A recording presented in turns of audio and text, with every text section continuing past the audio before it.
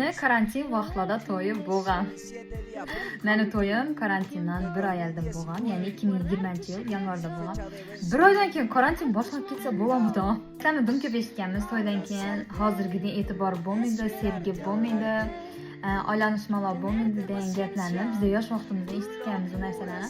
Men ham shular bo'laganman, shuni fikrlaganman. Bizning to'yimiz 1 oyning ichida bo'lgan. Biz даже gaplashib ham bir-birimizni donib etmagan. Meni ham bir jilli xarakterlarim bo'lgan, telefonlarimni tekshirib ishdan desa o'zimcha urushlar etib, boshqa xarakterlarim bo'lgan. To'ydan keyin hammada bo'ladi bu urushlar.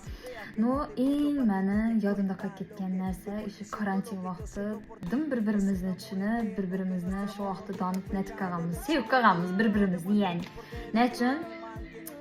İşansizlarmi? Hamma darmondan ko'chada olamizmiz eshiklarida, erimda pul yo'q, ishlamaydi, karantin vaqtida hammada shunday bo'ldi-ku.